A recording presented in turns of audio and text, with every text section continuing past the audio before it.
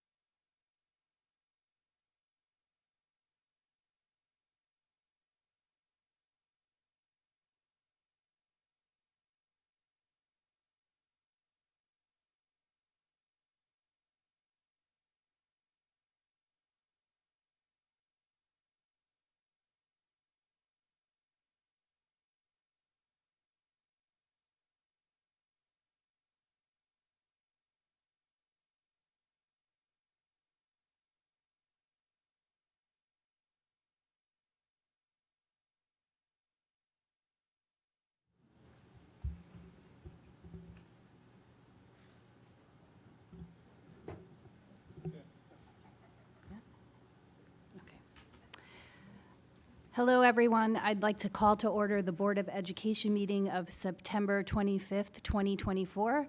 Let's rise for the Pledge of Allegiance.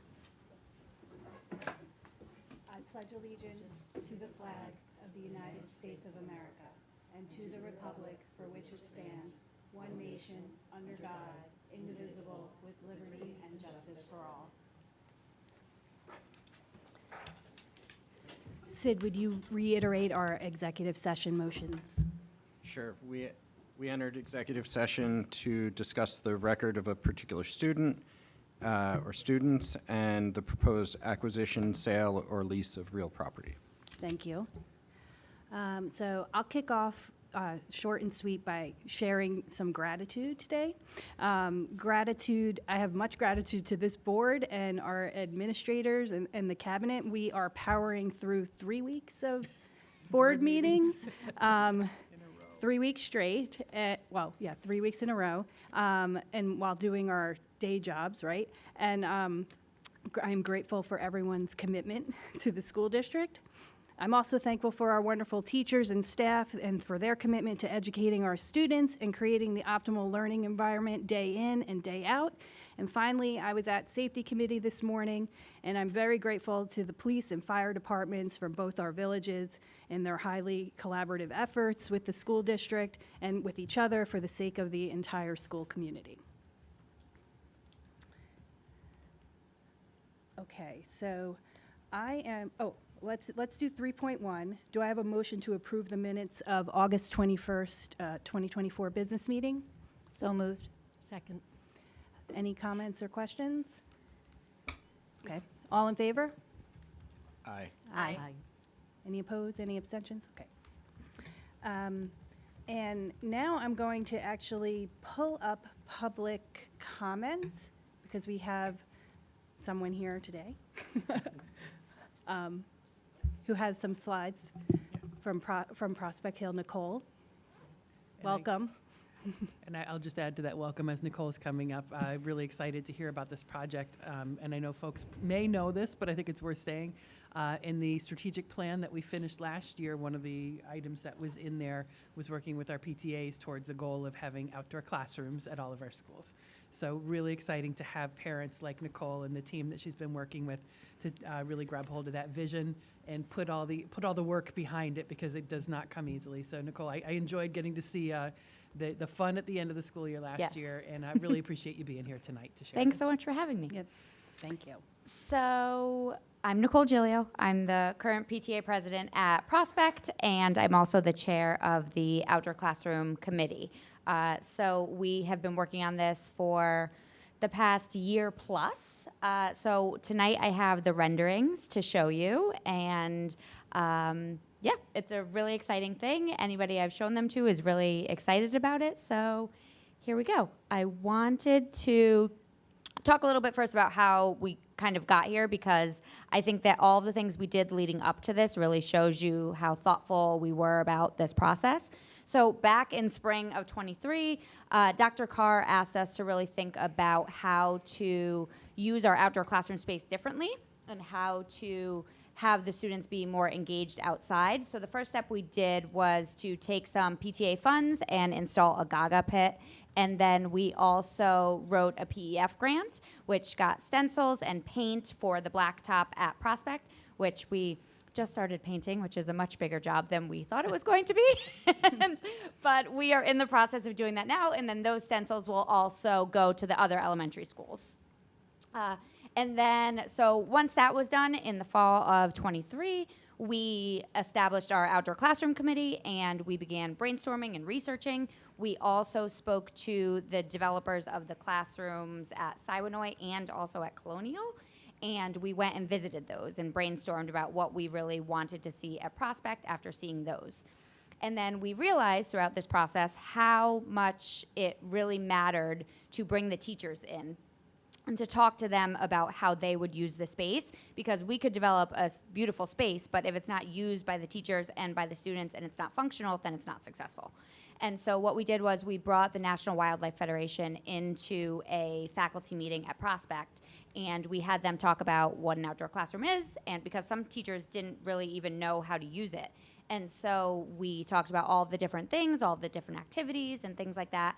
And then we distributed a survey to the teachers asking them how they saw using the space and also things that were essential to be in the space in order for it to be successful for them. So then in winter 2024, so just this past winter, we brought the students into it. And so we developed a survey for them, and we also asked the teachers to bring them on a site visit of the space and to then go back to the classroom, discuss as a group about an outdoor classroom, and then each of them individually sketched what they thought an outdoor classroom would be and all of the important things that would be included in it. A lot of them were very creative with food trucks and water slides and things like that. But we also got some really, really fantastic ideas. A lot of different creative ways to implement seating and things like that. And so it was really, really special to see how all of them internalized what an outdoor classroom would be. So after we took all of the students' sketches, we also took the teacher surveys, and we met with a local landscape designer, Tracy Newman, and she developed our initial site plan, which is what we used to go forward from that. So then in spring of 2024, we hired our architect, who is Danielle DeVito from Pencil Projects. She's a local Siwanoy mom and has an architect firm in town. She's amazing. And once we met with her, we met with some Board of Ed representatives, and we talked about what we needed to do, next steps, in order to create an outdoor classroom. And so then we started planning our fundraiser, which was the Trot for the Trees. So in about a month's time, we raised a little over $72,000, which is, I know you approved last week to accept, which is fantastic. So this fundraiser was really about the kids. They all wrote letters to family members, friends, and asked them to donate. It was also a brick fundraiser, so we have a lot of bricks that will be in the space that have inscriptions from families and things like that, and then also community outreach. A lot of our community members donated to the cause as well. The students were so engaged throughout this entire process. They held lemonade stands and donated their funds. The second grade wax museum, they opted to donate their proceeds to the Trot for the Trees, so that was really exciting. And the teachers were incredible, and this would not have been successful without them. As once we reached certain benchmarks of money, they had prizes, which were a teacher volleyball game, a teacher Gaga pit, a teacher Gaga game, and a teacher dance. And we reached all of those benchmarks and surpassed what our goal was. So, yes, with all of this support and all of this excitement, we went into the summer and developed our final plans. So there is a peek at the overall kind of plan that we are thinking about. And we have other pictures to show you that show each individual space. But there's a gathering space, there's a gardening space, there's a classroom space. So this is the gardening area. There's a greenhouse, there's beds that every class will have their own space in a bed, and then this table was added after we took some teacher input. They asked for a long table for one class to be able to gather around at once for things like messy gardening and things like that. So we added that in. There's a gathering space. How we see this being used is student presentations, or for a grade, it will be large enough for one grade to be able to sit there together.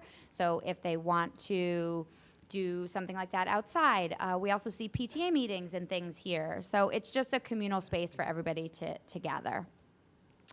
The biggest ask on the teacher survey was a hand washing station. And so we had to make sure that we implemented it. And so one of our big goals for this outdoor classroom is to be as sustainable as possible.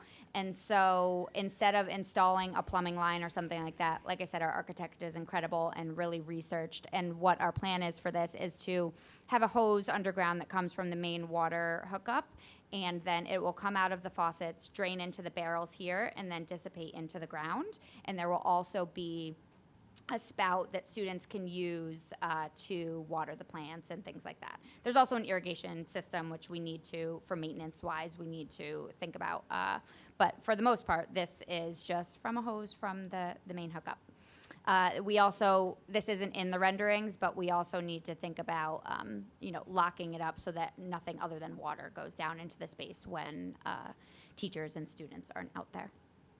And also behind there is storage space. And so that was another big ask for the teachers. They didn't want to have to bring anything outside with them. And so in this storage space, our architect also was incredible and sourced kind of where we could find shipping containers and reusing shipping containers. And there are all of these plans and whatnot to make them shelving and things like that. But they're great. And that's also what the greenhouse is as well. The greenhouse is reused shipping containers. And so then we have kind of our timeline, just talking about district approval and also submitting our grant paperwork. We were approved for a $150,000 grant from Amy Paulin. And so that paperwork is here now. We're waiting on final budget numbers we've sent out all of this to local experts, landscapers, plumbers, and things like that to get more accurate numbers. And so once we have that, we will submit that grant paperwork. Then we'll need to go to the state ed for approval, and then contractor bidding and selection, and then breaking ground. So that is what I have to present to you, and want to know if there's any questions or any thoughts about any of these areas or anything. Can you just, this looks great. Can you just orient us a little bit in terms of like where on the property and Yes. how much of the property you have in mind for Yes. this? So this area right here, will you be able so this is the new addition right here. And so the main entrance is actually right here. And so coming out of the new main entrance, you will walk to the side, kind of where the Gaga pit and the smaller playground is. And then it's in that area all over here. So this green space here, right near that area, it will be taken up mostly by this. Got it. Are you going to have to lose any trees to do this? No. Or? Nope, we made sure that There's our there's no trees, tree. the trees will stay. We have talked about, there needs to be a little bit of grading done, and so, we're going to try to maintain. Yeah, sorry. There is going to need to be a little bit of grading done in order to make it ADA compliant. And so we are going to hopefully maintain as many of the trees as possible, but if grading does get done, you may tend to lose, just the trees may not get what they need, but for the most part, we're going to keep all of the trees, as many as we can. And I want to say I appreciate you guys going back, because I know some initial renderings Yes. did consider some tree removal. Yes. So really appreciate you Yes. rethinking and re-envisioning. Of It's really course. beautiful. Also, one thing that's really important to note, which our architect made sure was very important in the plans, was stormwater. And what to do now with some hardscaping. Anytime you add hardscaping, you need to really think about stormwater and things like that. And so there is a large green area still over here that is not being developed. And so we have plans for stormwater mediation and tanks underneath to absorb all of that. Make dry wells. Sounds Yeah. Yes. I just, wow.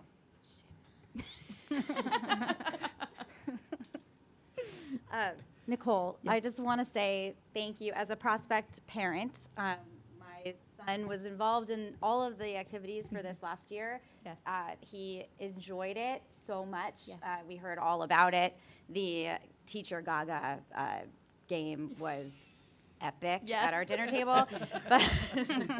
But also, I do just really want to take a moment to just recognize the tremendous amount of work Oh, thank you. that the committee under your leadership has done Thank you. for this project, and how exciting it is that to have this space at Prospect. Yes.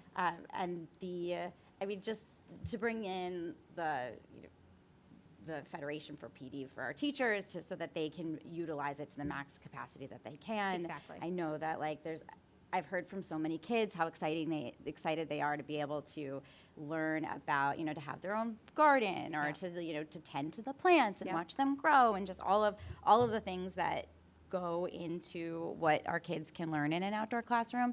And this is going to be such a wonderful addition to Prospect, which is already, hi Dr. Carr, a beautiful school, and we enjoy it so much. But this is just going to make it what's already wonderful even better. And I also want to say that the painting on the blacktop is so terrific.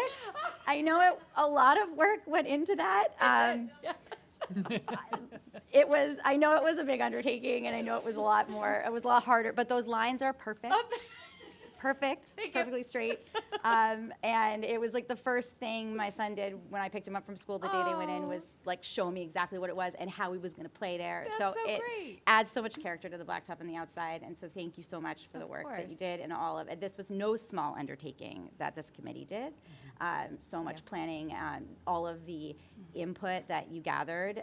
It did go into the plan. It wasn't just for show, right? Yes. So like you took it all. The committee processed it, and like we're seeing this now, and this is going to be really exciting. So thank you. Thank you so much. Thank you. Yeah, I'm echoing everything you just said, Catherine. It's very a beautiful plan, and it was really great to hear about the process and sort of an inspiring process, the way you engaged everyone. So thank you. Thank you for coming. Yeah, of course. I have to echo that. Yeah, it's beautiful. And hearing how you surveyed everyone, including students and staff, is really fantastic. Thank you. So thanks for setting a great example. Of course, thank you. So any thoughts that you all see that may not work or anything like that? Is there any input anybody has that? Okay. No. And I echo a lot of the same, and thank you too for partnering with Dr. Carr. I know this is a labor of love in many ways, because the artistry and beauty is one thing, but then having to navigate the challenges Yeah. of doing something within a public school system Yes. are complex. Yes. We're a bureaucracy. We know that. But really, thank you for partnering too. I know you've been in touch with Jim Yes. and worked with his office. And we'll have ongoing work with his office through Absolutely. processing of the grant, and then once moving to implementation stage, there'll be a tremendous amount of coordination with him, with Mr. Condon. Yes. But thank you guys for that partnership, because I course. think this is the kind of example of like when we've got strong leadership, strong partnership, and we're able to work together, we can do some really beautiful things and exciting things for kids. So Yes. I just think there's something about it that's just simple and stunning and at the same time. So, and it's so Prospect Hill. Yeah. Yes. I really love just the is. tented area. Yeah. Yes, it's great, So right? cool. And they're the sails, and it's Yeah. really that space has to be one of my favorites. I think. It's, Yeah. I agree on that. That's, I guess, where we'll have the ribbon cutting is under the Yeah. sails. Yes. Yeah. All right, look Sounds forward good to to that. me. All right. Thank Great. you all so much. Thank you Thank so you. much. Thank We you. really Thank you for appreciate coming. it. Beautiful job. Thank you. Do I just kind of? And thank you, Dr. Carr, for coming in support. She had her own son's back-to-school night tonight, but carved out some time to be here, so thank you.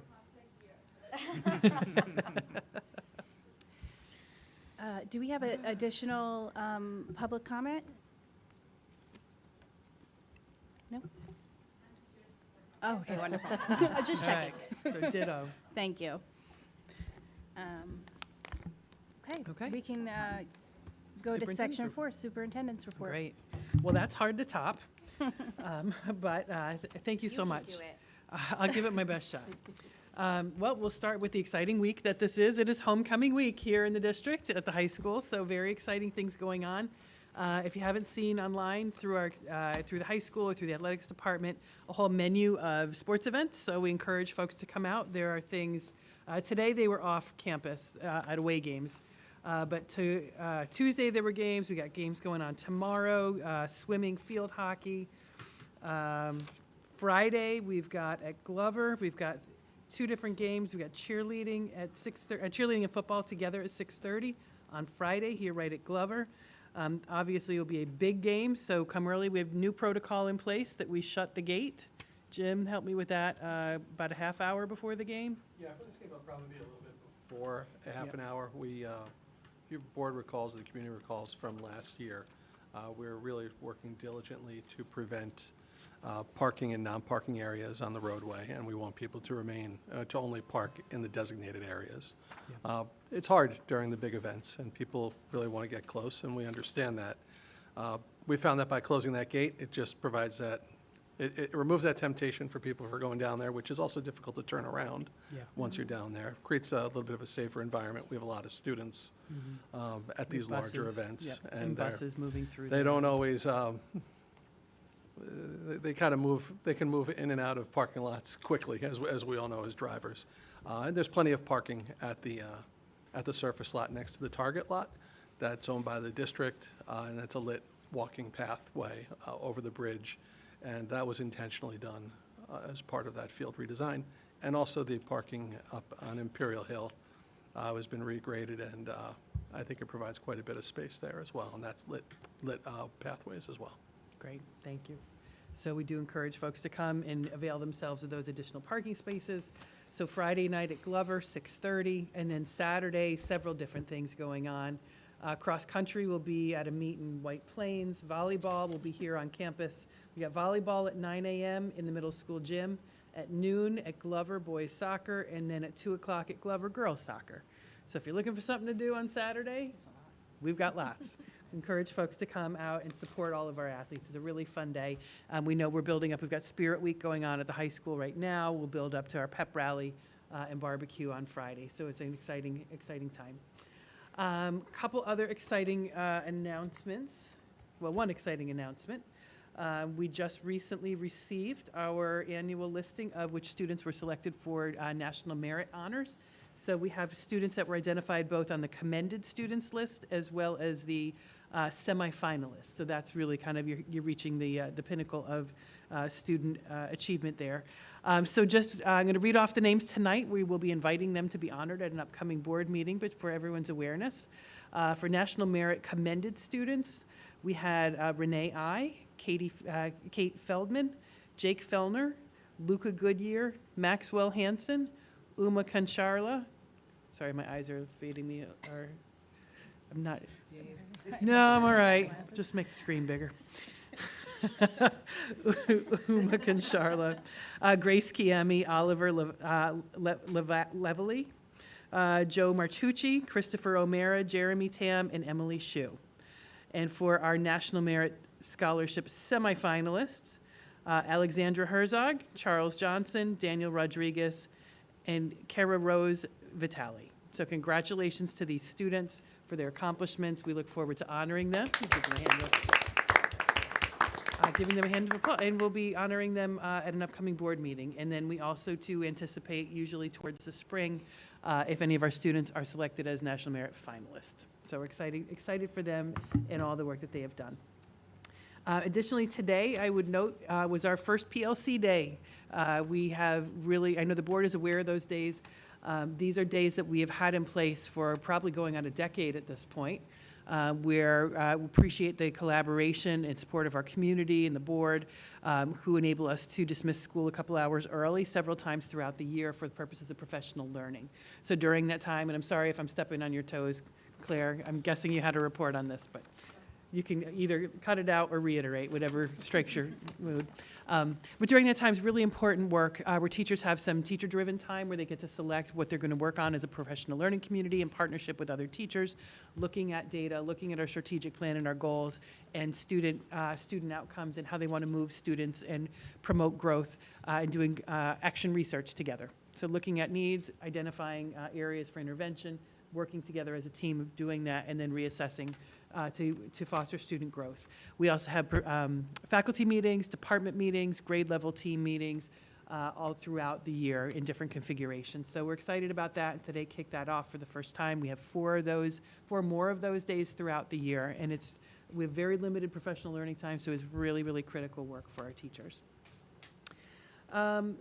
Moving into just my own professional learning, I know as the board is aware, pleased and thankful to be able to attend the annual New York State Council of School Superintendents Fall Conference this past weekend. It started up Sunday with the House of Delegates meeting, where I got to hear kind of the latest business going on in the organization, and to be part of that governing board, the House of Delegates seat that I have the honor of being on, and serve as a liaison from the field back to the organization and vice versa. Throughout the remaining days, I was able to attend a lot of professional learning sessions, certainly network with colleagues from around the state. Got to meet with New York State Education Department staff. The commissioner was the speaker at our final keynote yesterday.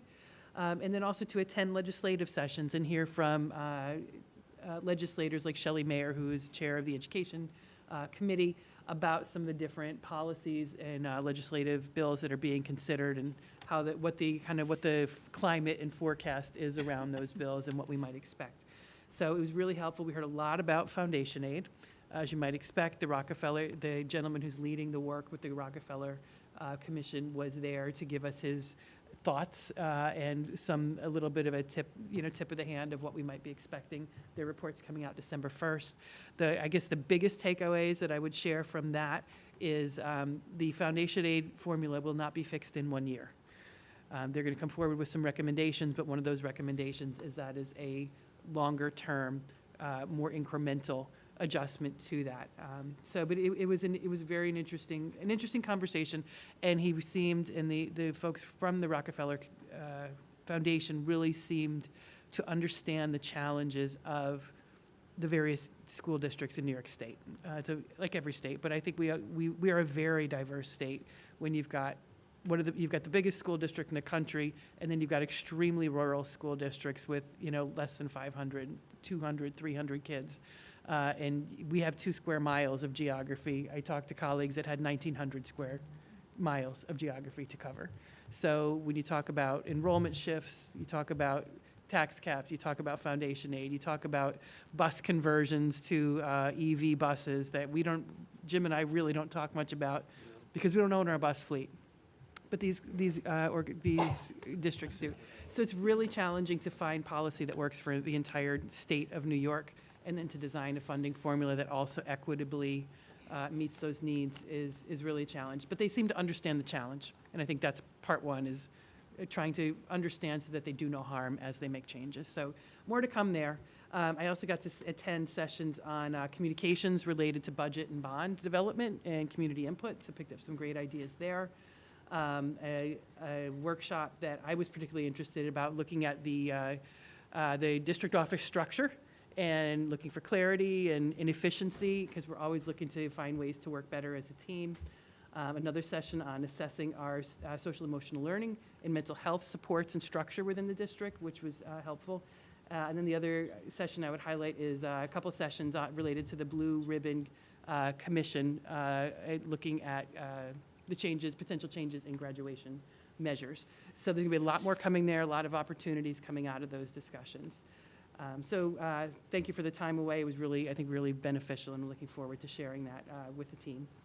And then finally, tonight, to round out 2 things related to our goals, just ahead of tonight's meeting, I emailed the board just our finalized goals sheet. Obviously, we talked about your goals this summer at our retreats. We approved those back in August. The piece that I needed to add was working with the cabinet to flesh out the timeline, the month-by-month work that we will do as a team, as a governance team, and as a district team to bring those goals to fruition, as well as dates for the quarterly reports. So that is in your inbox, and you can get a flavor of the work that is in front of us. So thank you to the cabinet who sat and really did a lot of work together with me, but even together as a group in my absence, really mapping out that roadmap. And I think last year that served us well, and we were able to deliver, and hope that we can do that again for you today. Related to that, and because we're in a slightly different strategic plan, and part of the strategic plan through Hazard Young and Atia was the ability to have a dashboard. So that's what I wanted to show you a little bit of tonight. And this really will be the piece where some of the more district-driven goals for the year will be reflected, and the outcomes staged there over the year. So I'm just going to go up to the screen for a second and walk you very quickly through that.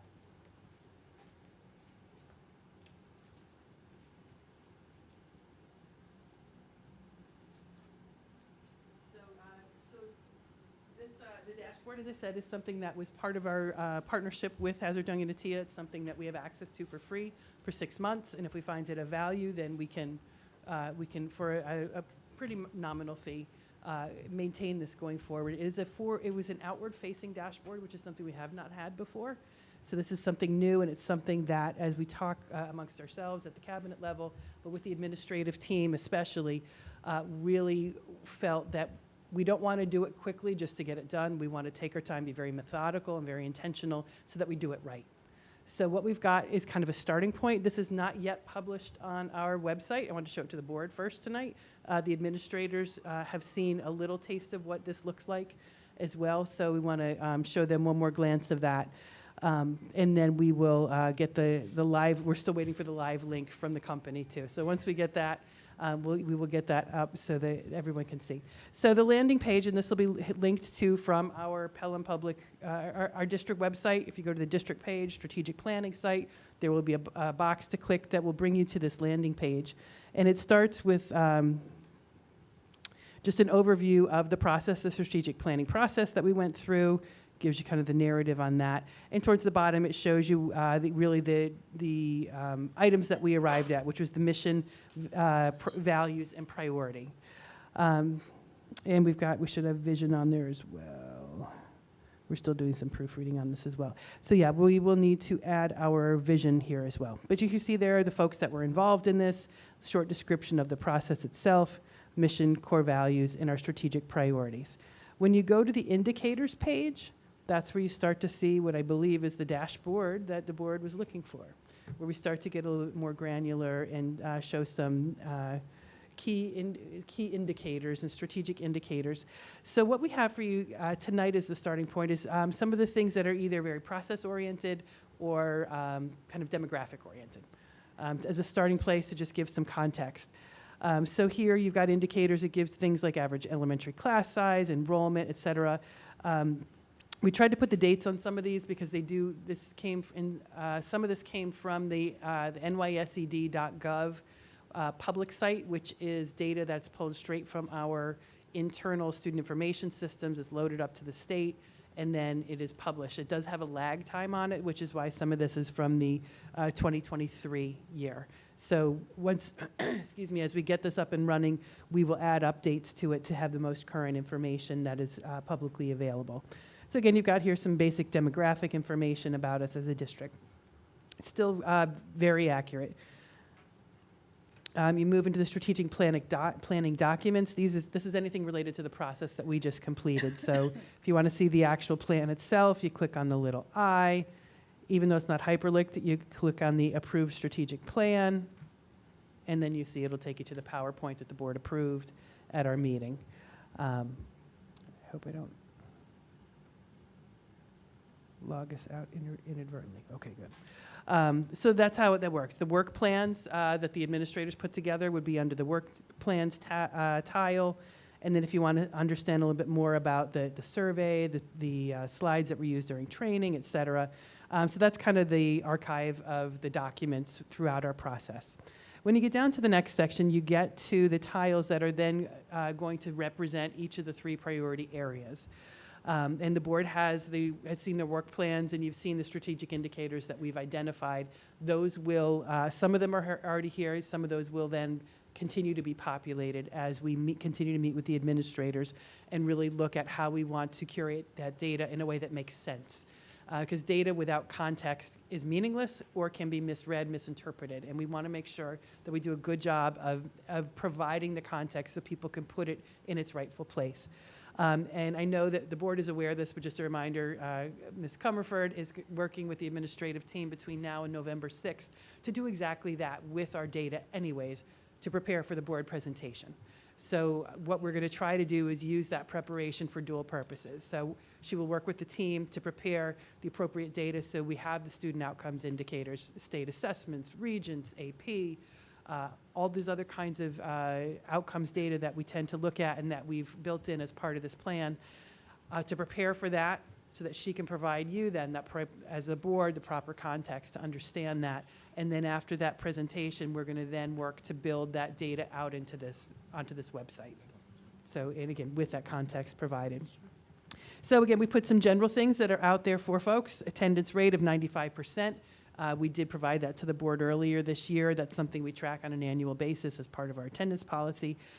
We've been very fortunate that I know a lot of districts, especially when you think of bigger cities, are very much struggling with some major chronic attendance issues.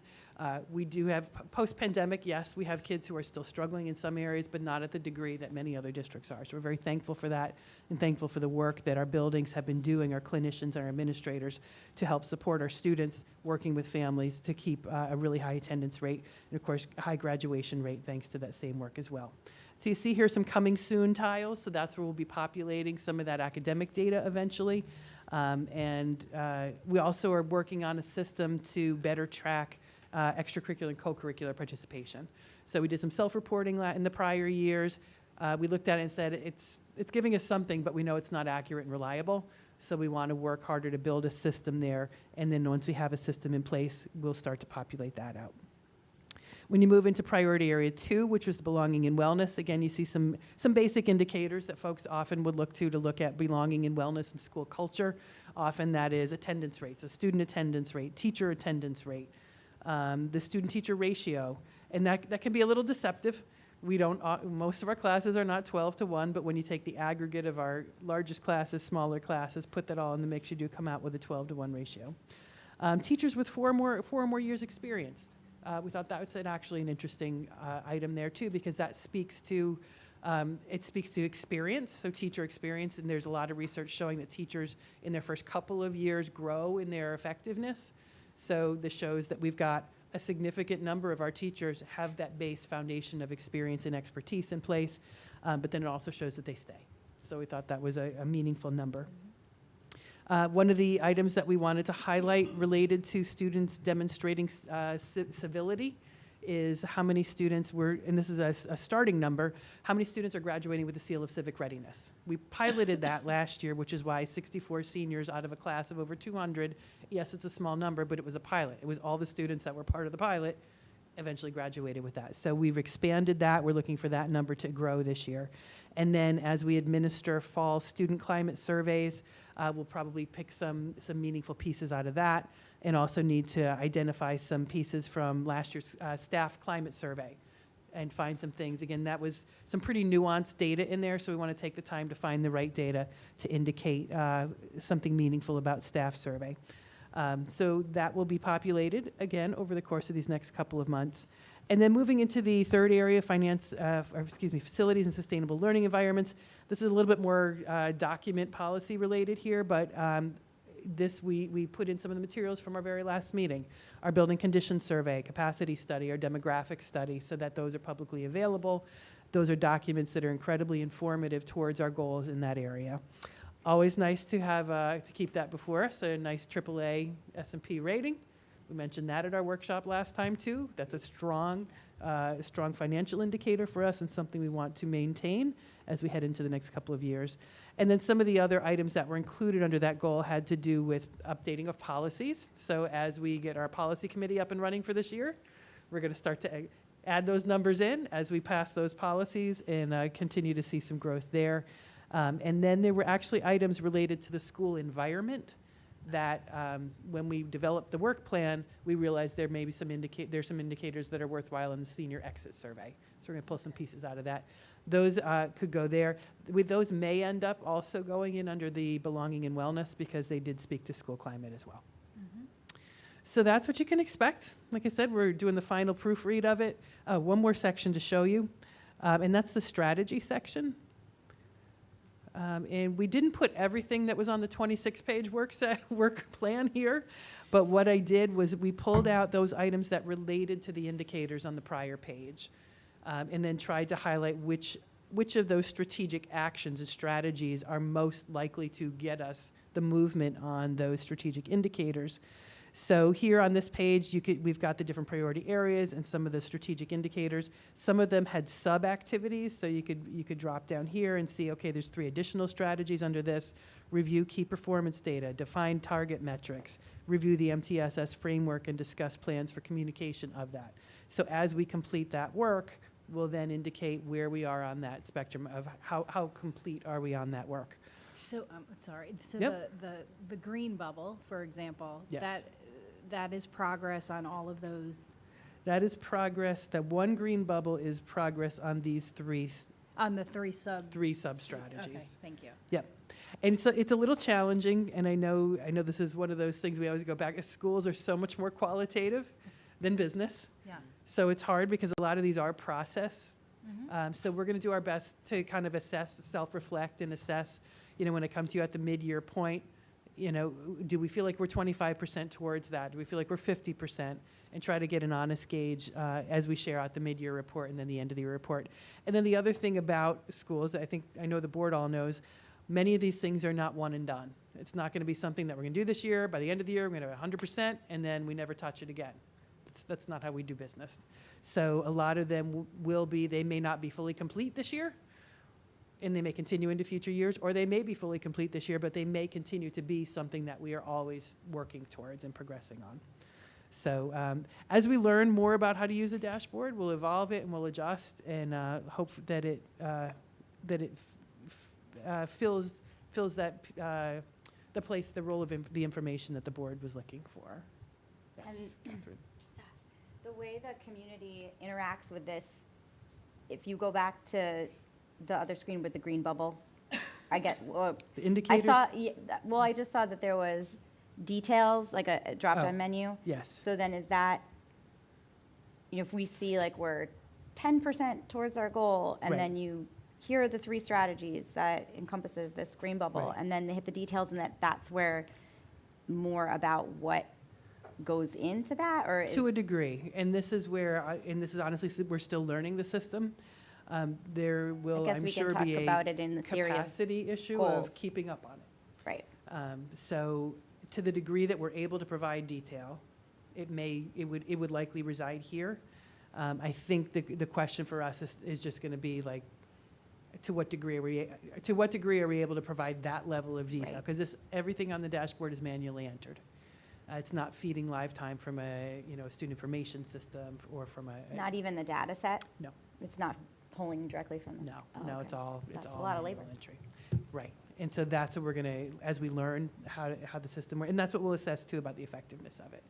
Is it providing the information that folks want and want to have out publicly, and then what level of detail is sustainable for us to maintain? So I will always turn to my friend Jim for a good phrase. So to what degree is the juice worth the squeeze? That's Right. what we have to assess as we learn the tool. This will be interesting, it'll be interesting to see if it is, right? Yeah. I think one thing, it's good as far as clarity, and clarity is Yeah. always good. I think that's really helpful. So I think I really appreciate, what I appreciate about the district and the cabinet and is the transparency that you're willing to offer. And this is an example of that. Like, we are exploring options, and you guys, the cabinet here has talked about exploring options to provide more transparency into what's going on in our district. And, there's limits with that, of course, right? You Right. can't just be Student fully privacy. transparent. Right. But we're not a window, but like, this is really interesting. So like, I hope it does. I hope the juice is worth the squeeze, because this would be great, a great tool to have.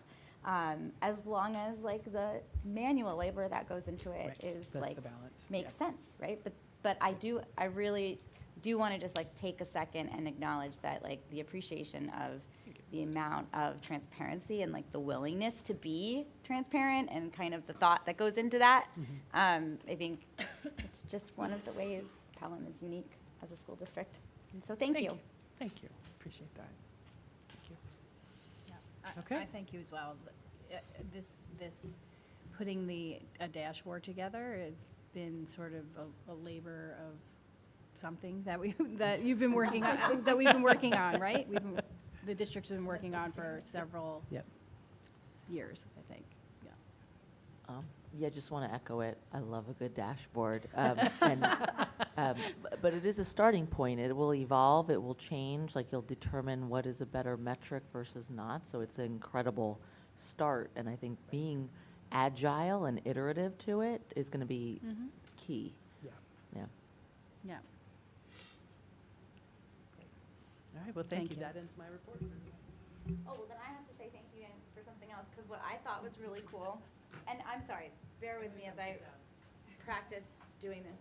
Somebody whose like speaking voice is just automatically set to loud, these microphones are, no one's ever given me a microphone and encouraged me to use it before. So like, I know, this is a first for me. But I want to go back to the NYS NICROSS, whatever that Oh, acronym is. NISCUS. So many acronyms. But thank you for making that a priority for yourself, because I think that's really cool that you are a part of this group. And being a part of a workshop like that and staying on top of what is happening legislatively around, and around the district, or around like our region in the schools, it really helps us to think like proactively what we can do and what's coming down the pipeline, and we can really think and like getting these updates. So it's important work and you're so busy. We're all so busy, right? But it's important work that to be a part of that group and to do it. So thank you for making that a priority for the district, because it's helpful. Yeah, it is. Thank you. I appreciate that. Okay. We can move to 4.2, Board of Education Committee reports. We had a committee meeting. Safety this morning. Would you like to hear about safety? Okay. Yes, please. We had a very good, productive meeting with various representatives of the buildings and our emergency response services. And Tom from Alteris, thanks for leading that meeting. Some of the highlights of the meeting were getting some more context around the district-wide safety plan approval that I think we'll be hearing more about tonight, unless I'm mistaken.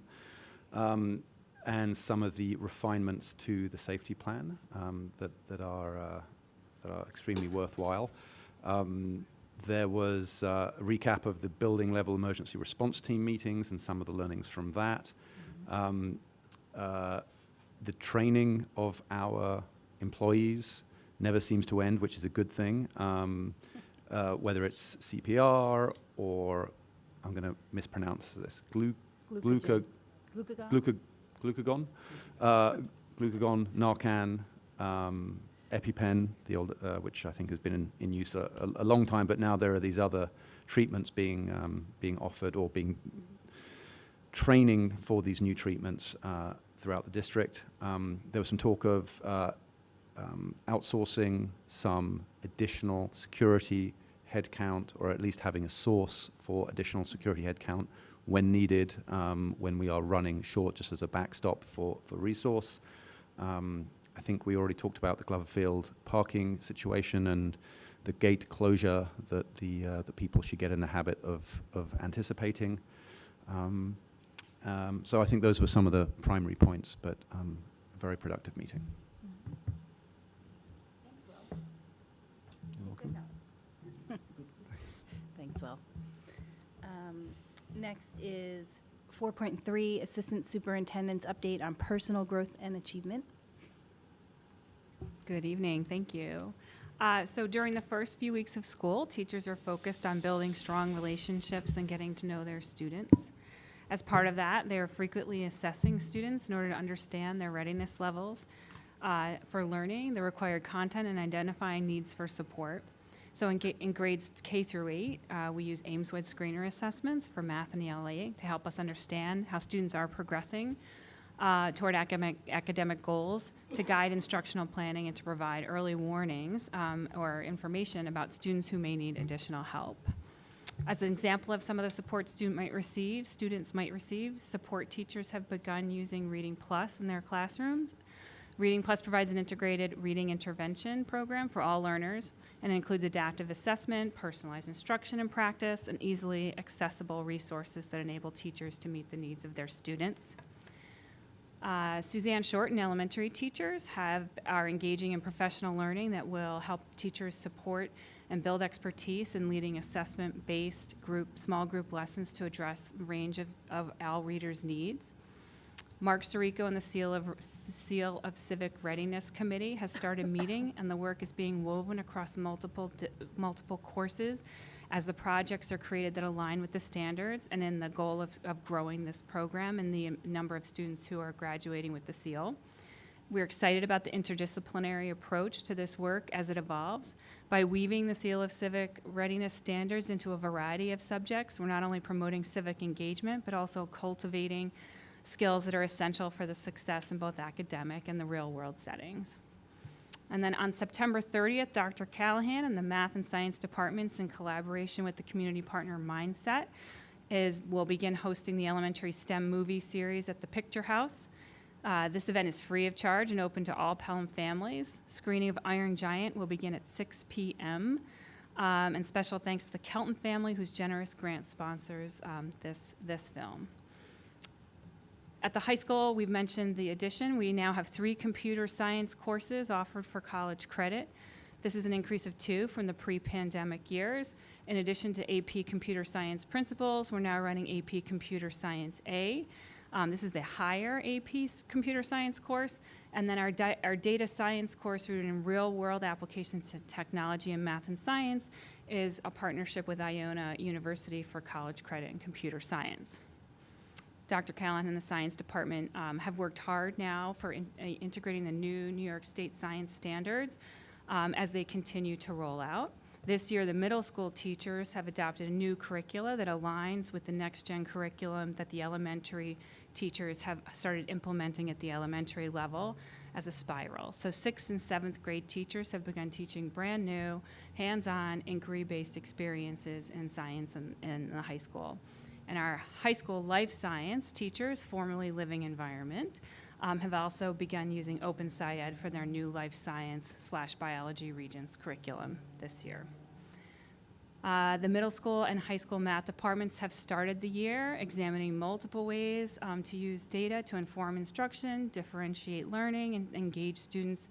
And their goal is always to foster an appreciation and always hopefully a love of mathematics. For support, Drop in Math has started at the secondary level. Monday through Thursday, students can receive help in math by a math teacher before or after school. Important upcoming events, October 5th, a reminder, October 8th, K through 5 curriculum night at Prospect Hill. I couldn't have represented the PLC day better than Dr. Champ, so thank you for doing that for me. And then to continue the theme of the evening, I want to express gratitude to Dr. Champ, the Board of Education, and the community of Pelham for supporting our faculty, staff, and the programs like the ones I mentioned and others to ensure that our students continue to grow and to thrive. Thank you.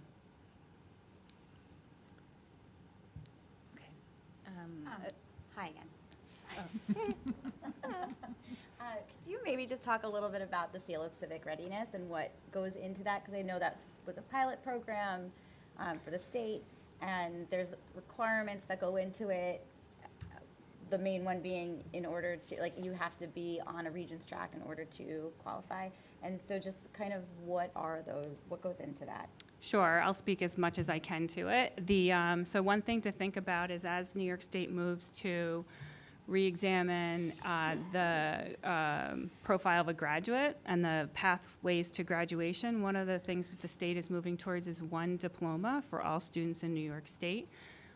We have 3 currently that are possible, and they're moving to 1. And instead of having separate diplomas that New York State students can receive, they want to move to 1 Regents diploma in which students can earn seals that kind of are added to that diploma to mark their achievements and efforts through their high school experience. So you've heard Seal of Civic Readiness here, and then also there's Seal of Biliteracy, and we expect to see many more of these seals being added to the potentiality for marking a student's exceptional effort in certain areas. For the Seal of Civic Readiness, the students throughout their 4-year high school career meet certain benchmarks and criteria that is a kind of menu-like in terms of what they have achieved in the social sciences towards graduation, and that can be participation in certain courses, it can be projects and essays, and I can pull it up or put it in my next dashboard what the exact criteria is, but I honestly haven't missed the first committee meeting and need to do a little more research on the specific criteria. But the idea is that throughout your 4-year career, you will take the 2 regions, achieve mastery, and then in addition to that, you will take, different courses in social sciences that reflect your civic readiness, if you will. So it's not additional coursework on top of, is it additional coursework on top of your regular coursework, or is it like baked in? It's the regular coursework, you're just picking maybe a specific social studies class that qualifies as meeting a seal. Right, so there's some additional, but as kind of like a track. capstone for what, kind of wraps it all together, if you will. But your coursework required is courses that all students have an opportunity to take and meet the criteria. Do you remember, so last year, do you remember how many students? 64? It's on the dashboard. Oh, yeah. Oh, yeah, that's right. The dashboard, I can look it up. 64. Already See, that's what you can say, look it I up. believe it was 64.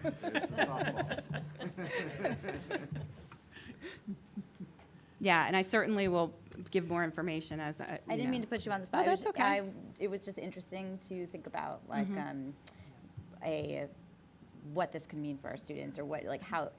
So if we're, I guess, is this meant to help them stand out for colleges? Like, what's the goal?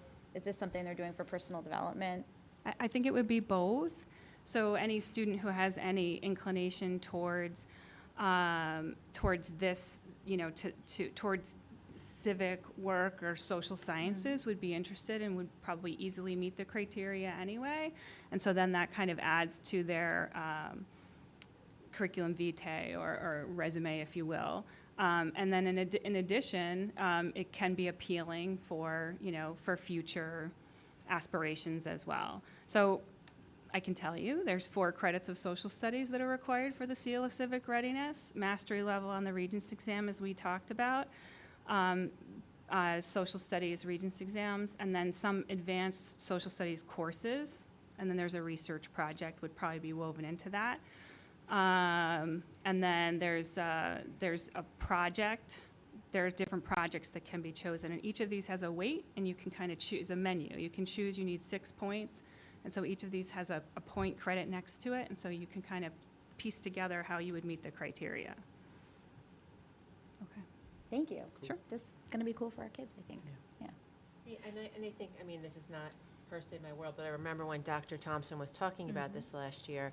It's just also one of the great things that I think is so great about Pelham, how we provide opportunities for students who have interest in a specific area to deepen their learning in that area. And we have, Pelham is such a community that's so rooted in civic awareness and community work that naturally it was just a great opportunity that Dr. Thompson brought forward for students who have that interest in those areas, and it maybe will eventually pursue careers that relate to this, to offer this experience the same way we have science research. So it's just a great way that we round out our opportunities for the kids in high school, and then eventually lead to interest in what they'll study in college and hopefully future careers, because we're preparing them for. Transition right into. Yes. Next is the, Assistant Superintendent's report on belonging and wellness. Okay. So last week was also a very busy week for us. Our ICT coaches were here for visits, both in elementary and middle school. We're very fortunate that we're still able to support our ICT teams at the elementary level. This was a newer endeavor. It's only about 5 years old in this district. So still having the opportunity to, again, deepen the learning that our teachers have in this area is very important work. And the goals that are there for these visits are just to make sure that the co-teachers have a shared approach and a framework in order to provide access for all learners. And that's what the whole goal is about this model that we have, is access and inclusion. So we're excited to continue to work in that area. Last night also was the first SEPTA meeting. Our district contracted BCBA, Eric Frantino, I arranged to have him come speak. SEPTA wanted this as a topic for the start of the school year, and he spoke about how to set up your child for success for the start of the school year. He spoke a lot about how students' challenges with executive functioning kind of, gave examples of what parents would see in behaviors for kids that struggle in those areas, and then offered some real concrete strategies for parents on how to set up their structures, routines, how to get the behaviors and habits out of our kids that we want to see so that they can be successful and, most importantly, independent without the adults constantly nagging at them. So it was great. It was a very well-attended meeting. We saw a lot of new faces, so it was really nice, and I thank SEPTA always for having me and inviting Eric in to speak. In regards to SEL, last January, Governor Hochul awarded about $100 million in grants to various schools and BOCES with the purpose to combat pandemic learning loss, but also to expand access to mental health, which is a big initiative that she is focusing on. So our BOCES received part of that grant money, a little over $2 million. And Pelham is part of their Recovs grant, so we're a component district amongst other component districts to access this grant money. And again, the goal is to being able to expand mental health supports in schools, and also to provide professional development and evidence-based interventions and programming services and supports. So I went to a couple of sessions this summer. Claire is now joining me as well because MTSS is weaved into all of this. So we're very excited to be part of the grant. It's a 2-year grant. This is year 1. We will be able to, it's just also going to be a great opportunity as we embark on our 5-year strategic plan that has the big belonging and wellness component in it to see how the BOCES supporters will be able to apply what's in the grant to help us support our goals and benchmarks for SEL and the work in the strategic plan. What's great about the grant, too, is through the grant we'll have access to 20 coaching visits throughout the year and also professional development opportunities that our staff can be involved in, again, to enhance programs for us in the district. So that's important. Just a quick point on staffing. I don't know if Dr. Fitzgerald was going to mention it, but tonight we're recommending for approval for the board to appoint Ms. Sarah Fafaro. She's going to be our new elementary psychologist that will be shared across the 4 buildings. And we're very excited to have her. She's a recent graduate for Teachers College. She's got a master's in education and school psychology and in educational psychology. So really also glad to have her join to, again, as we go on this journey in our new strategic plan, have another layer of support at the elementary schools.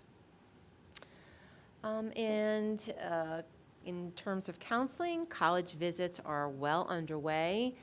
Since we started school, I think we've already had 23 college visits, which is very exciting. It's a great opportunity for our students to interface with college admissions counselors from various schools, get a sense of the offerings, and for them to explore where their college and post-secondary journey will take them. The counselors also started their push-ins last week, as I mentioned, in the senior classes, reviewing the college application process. Seniors, if you haven't done so, make sure you apply for your FAFSA PIN because that's important if you want to get funding for school. Juniors are also going to start their college research this start of the year. Also, just to mention quickly, and I think Dr. Cham mentioned this in her report, but on Thursday, September 12th, myself, along with Dr. Champ, Claire, Dr. Callahan, Suzanne Short, Greg Lau, we attended the Blue Ribbon Commission Education Forum, Considerations for Changes in Graduation Requirements. So the State Education Department and the Commissioner of Education has really talked about what the profile of a graduate in New York State is going to look like. And because of that, that may also change graduation pathways and what students need to do and show mastery in order to earn their diploma. So this was an information session for educators to engage in conversation around the work that the state is doing and the changes in regards to graduation requirements. We got a chance as participants to weigh in on pros and cons, what we see as opportunities and what we see as challenges in some of the ways the state is looking to change graduation requirements. So again, the point is the state is looking at multiple pathways, also sort of narrowing down. There's different types of diplomas right now. There's a Regents diploma, there's just a high school diploma, there is diploma with advanced Regents. They're looking to narrow it down to one type of diploma. But again, still highlighting ways students can show their achievement within that based on the type of pathway they choose. So there's still a lot the state has yet to do to define what this is going to look like before they make any final decisions. But we, along with the other districts that were present, wanted to make sure that we were at the table and part of the discussion, so we knew the direction the state was thinking of going in and how it will impact all of us as we think about what this may do as far as course offerings, Regents exams, things like that. So there's still a lot of work the state's going to do, and we'll keep you posted as we hear more about what's going to happen and final decisions they're going to make. Did I say that all? Yep. Right. Thank you. Hi again. So I have a lot to say tonight. So I want to highlight something that you heard Tracy talk about in her report, because I think it's really important to just take a minute and appreciate the focus on, or the collaboration between Claire and Tracy and your departments, because that their focus is all students, right, and all learning, and that you're working together on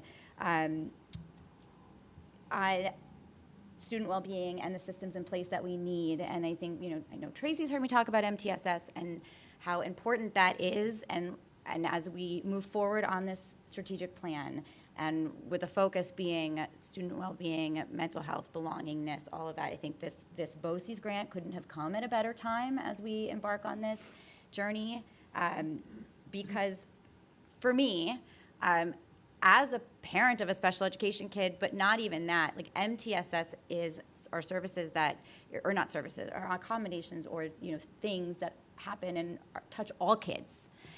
Classified, not classified, all learners, and all learners can benefit from them. So seeing that we have this money, the teachers, teachers are getting professional development, and learning more, and getting more tips and tricks in their toolbox that they can use. I mean, this is all going to support all learners and all of their well-being and belonging, and all of our teachers as well. So thank you for your work on this. Thank you for collaborating. This isn't the last you'll hear from me about MTSS and how important it is, because it is really, it is for me like a key aspect of well-being. I really do believe that in our schools, because those are our classroom level that everyone can benefit from. So thank you so much, and I'm really excited to learn more about this grant process as we progress through it for the next couple of years. We'll keep you posted. That'd be great. Okay. Next is Executive Director's update on human resources and learning. So we're continuing to welcome new members to our Pelham faculty.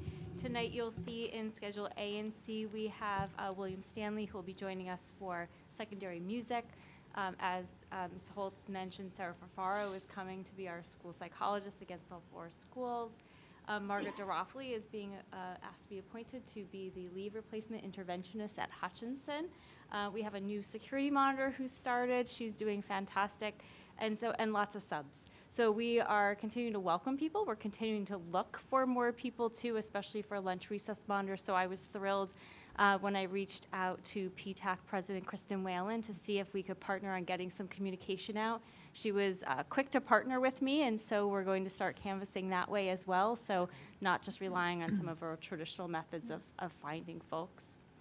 As we have moved into the end of September, it's hard to believe we're already in the end of September, we actually hosted our first new teacher meeting. Thank you to Ms. Holtz, who came and she really helped the group understand Special Education 101 and compliance issues. She held a great session to help people understand what their roles were as educators in Pelham, but really how we're all teachers of all special education students. Alex Wolf also joined us, and he helped us to understand how we can use communication to partner and to build relationships with our families and our students and our staff. So he did a great presentation on that. We do host monthly meetings, and we do have topics spread out across the rest of the year, but will be looking for feedback from building principals as to what they see their new staff needing in terms of mentoring and support throughout the year. One of the ways that we really, so I think what's always been fascinating to me here in Pelham is the way that we have a growth mindset. And one of the ways that we have a growth mindset is we are continuously being lifelong learners. And one of the ways that Pelham rewards teachers and encourages them to do that is through reclassification. So through the Pelham teachers contract, teachers can reclassify into a different lane based on their graduate credits and in-service credits twice a year. And we are coming to the close of the September band of time that people can do that. And it's really amazing to see the coursework that our staff do, the in-service credits that our staff go through, and then how that actually is implemented in the classroom. So kudos to our staff who continue to be lifelong learners and models for their students. And then lastly, I just want to mention, we all know that COVID is still alive and well in here. So New York State has a paid leave, COVID leave. It was set to sunset July of 2024. It has been extended through July of 2025. Basically, what that means is that in a lifetime, an employee can take 3 COVID leaves of paid sick time. It's only 3, and it's for themselves. So if a family member is sick with COVID, that would be their own sick time. We do have procedures in the district to sort of track that for people and keep on top of that. But it is important to note that it did not sunset as it was expected in July of 24, and it'll be extended through July of 25. That's it for me. Bringing it home. Bring it home. All right. Well, thank you, and it's wonderful to see everybody for the 3rd week in a row. I don't know what we're going to do next week. I'll be here, so if anybody wants to be here. We want to do it. We'll have an audit committee meeting. We do have an audit committee next Wednesday. As previously shared, we did start the day today with the safety committee meeting. It was attended by our safety committee members, which include community members, staff members, and members of our public safety department.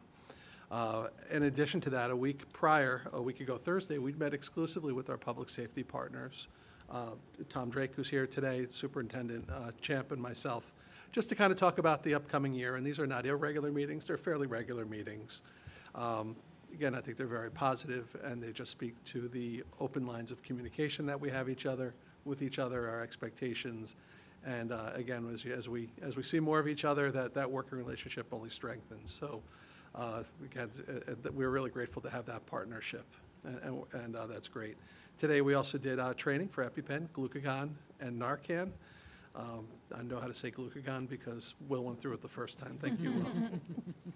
On tonight's agenda, there's an item where we're going to ask the board is being asked to select which assessment role or base proportions to select for next year's tax budget. It's a bit technical, and it's something that the board is asked to do every year by the assessor's office. Let me try to explain it. So we receive a significant portion of our revenue, our income, from property taxes, as you know, as folks who live in town. Every year, the assessor's office reassesses all the properties within the town. And then that assessment roll each year is kind of divided into 2 parts. You have your homestead, which is like your residential property owner, and you have your non-homestead. Think of that as like a supermarket. Put together, those 2 equal 100%. And what we're doing right now is every year, we have the opportunity, the board has the opportunity to select the assessment role for the current year or the prior year, upon which you want to base the future year's property taxes on. This year, we're recommending that the board select the 2024 assessment role, and the reason we're doing that is because the homestead portion is less in the 2024 calendar year than it is in the 2023 year.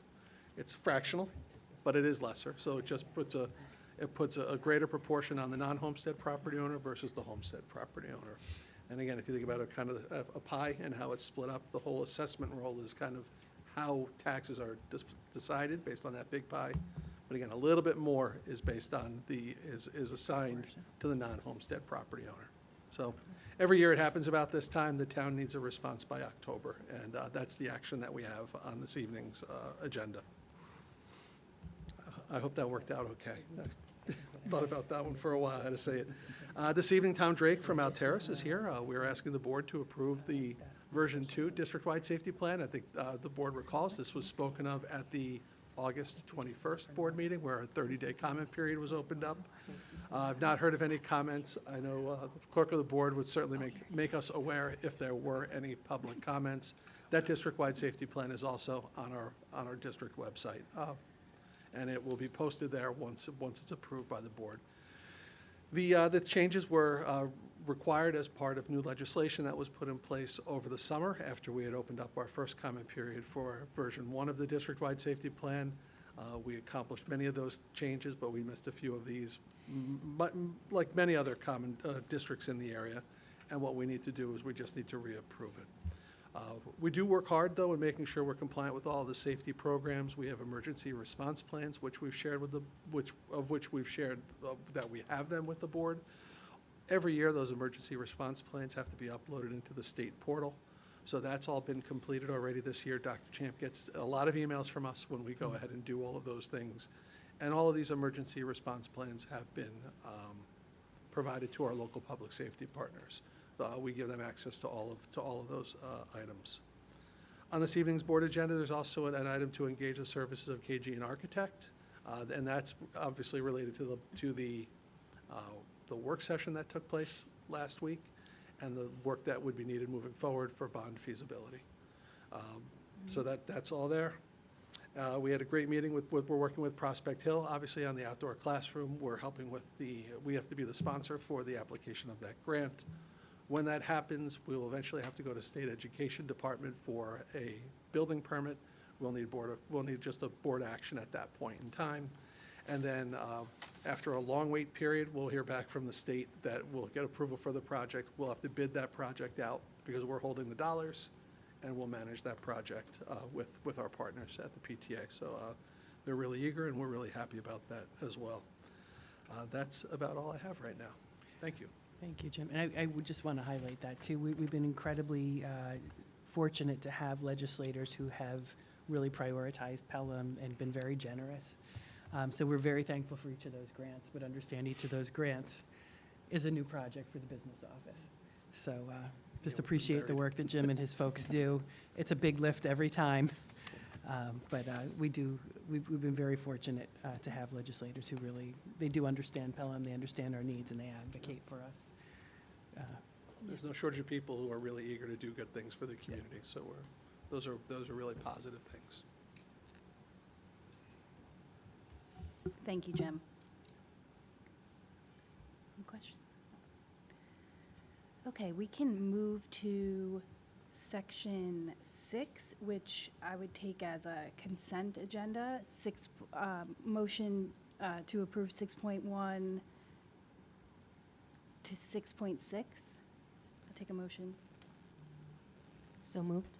Second. Okay. I think we have Tom. The first Yes. item on here is to approve the version 2 of the district safety plan. So Tom, thank you for coming. Thank you for having me. Thank you, Will, for your feedback. I appreciate it, the compliments, and thank you both for being with me 13 hours ago up at Hutch Elementary School. I do appreciate the feedback, and it is helpful for me just in my trade as well, so thank you. I presented to the board in August about some changes that the state had given us as a gift later in the summer that caused us to have to close and then reopen your 30-day public comment period. I'm happy to report that the buildings have not waited for that. We've already gone into action.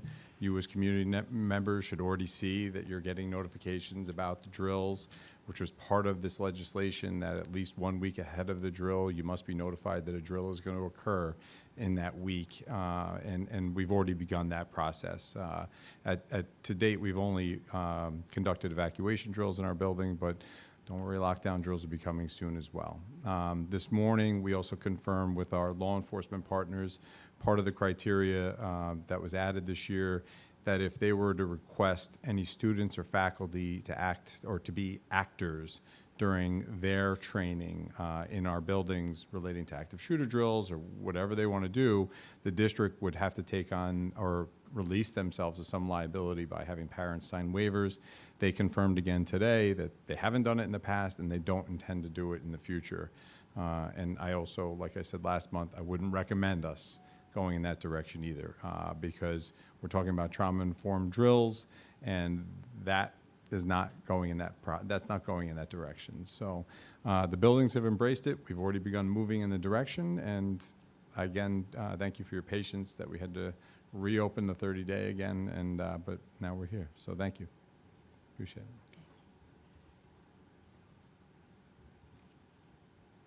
it. Okay, any comments or questions on items 6.1 to 6.6? I think I'll just say it, and you may have already said it, but we didn't receive any additional feedback after the hearing. Oh, Yeah. yeah. Yes, So- we talked about that this morning. Yeah, so just wanted to share that for the sake of everybody who may not have been there. So the plan as presented last time is what's being approved, presented to you for approval tonight.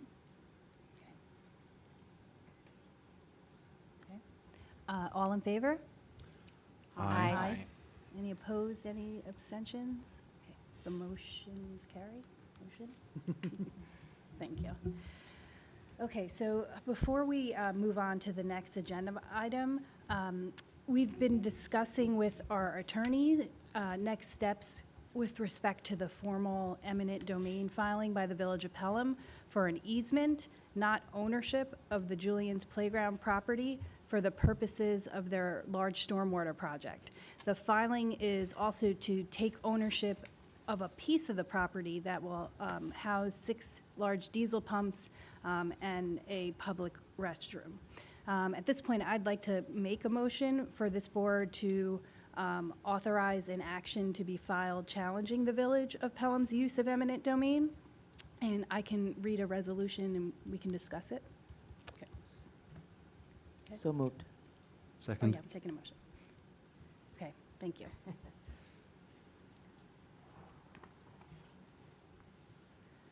Okay. Bear with me, it's long. Okay. Resolution of the Board of Education of the Pelham Union Free School District authorizing an action to be filed challenging the Village of Pelham's use of eminent domain. At a meeting of the Board of Education of the Pelham Union Free School District located in the County of Westchester, New York, held in the Pelham Middle School Library located at 28 Franklin Place, Pelham, New York, in said county on the 25th day of September 2024 at 7:30 p.m. Eastern Standard Time, at which a quorum of the Board of Education is present, the following resolution is offered.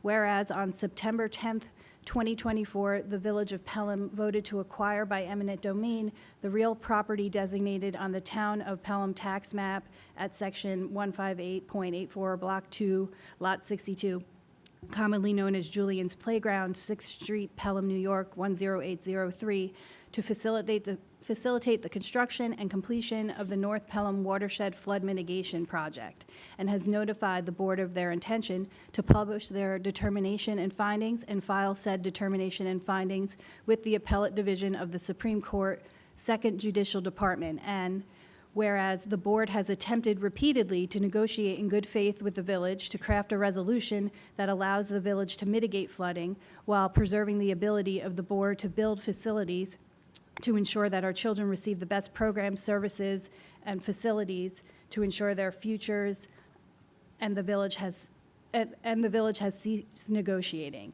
And whereas the board recognizes the potential liability of the proposed project being constructed via eminent domain on land owned by the district, where the district will neither operate or control said project. And whereas the board recognizes the significant potential dangers and concomitant potential liability of a public restroom and large diesel pumps abutting a playground owned by the district, where said bathroom and diesel pumps will be constructed and operated by the village. And whereas the board has determined that challenging the village's use of eminent domain to acquire the property is in the best interest of the children of Pelham, the taxpayers of Pelham, and the Pelham Union Free School District. And whereas the board has already contracted with the law firm Murtal, Kosu, Venditti, and Castro Blanco for legal services and is considering authorizing the firm to initiate an action in the appellate division of the Supreme Court Second Judicial Department challenging the village's determination and findings. Now, therefore, it is hereby resolved, and the board authorizes the law firm of Murtal, Kosu, Venditti, and Castro Blanco to initiate an action in the appellate division of the Supreme Court Second Judicial Department challenging the village's determination and findings. Okay, that's the resolution we're considering, and we can talk through it. I can start. All right. I just read that whole thing, so we'll let. All right, I'll start. Thank you. Okay, it's a complicated issue. I think if any of us try to summarize it, we'd have slightly different summaries. Here's mine. So I think, if I had to summarize what's going on, I think that the village is attempting to obtain an easement through eminent domain for two primary reasons. And the first is that it's cheap for them. Securing an easement for part of the property is much less expensive for the village than taking ownership of the entire property. And the second reason is because they can. I have sort of come to learn that eminent domain is like a bulldozer. It's a pretty crude but extremely effective way of removing obstacles that may be between you and a goal that you want to reach.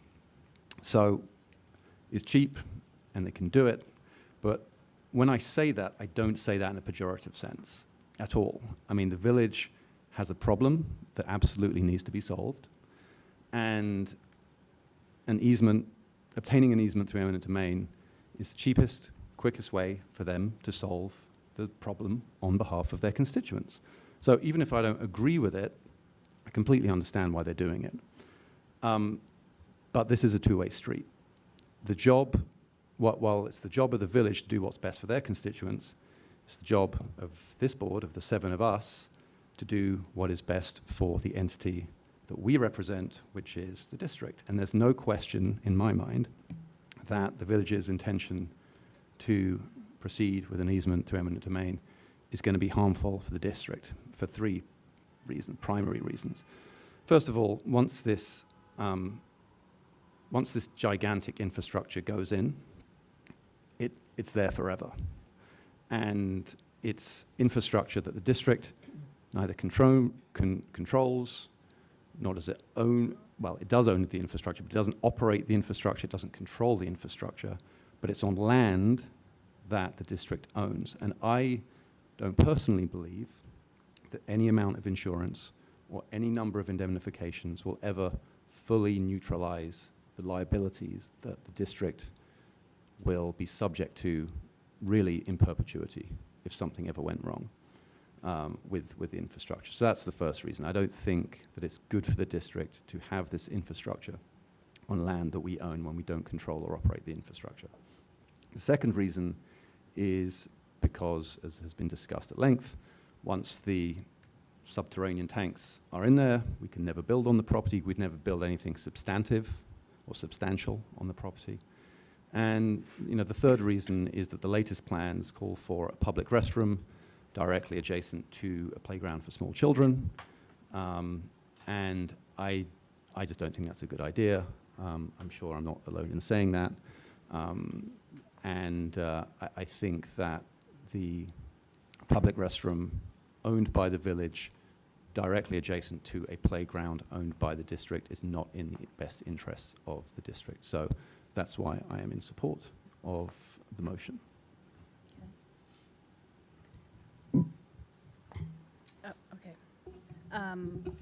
So first off, I'll reiterate that we're deeply concerned about flooding in Pelham and its impact on students and families. Our goal is to be part of the solution while preserving Julianne's playground for future generations. Unfortunately, I feel we have no choice but to continue to raise our concerns through this filing, as the village has dismissed the district's concerns regarding continuing to own the property both during and after the project. I agree with Will. The project raises liability and operational concerns for the school district in perpetuity if it continues to own it, continues to own the property. And the district did purchase the property and currently owns the property to maintain flexibility to use it as an educational facility if it needs to. And that flexibility will be taken away. I'm also concerned about the placement of diesel pumps and a public restroom near a playground that the school district will continue to own, because it adds liability and safety risks. And the village digging in their heels, they're digging in their heels on this. That's our experience. And not seeking to understand our position and coming to an agreement. I feel we're compelled to continue to voice our concerns through this action. The last thing I'd say is there remains an opportunity for the village to collaborate and come to a reasonable terms with the school district. Even though they've chosen this path of eminent domain, I would much prefer that, and I urge that, so the district can wholly focus its time and resources on educating students and creating a world-class learning environment.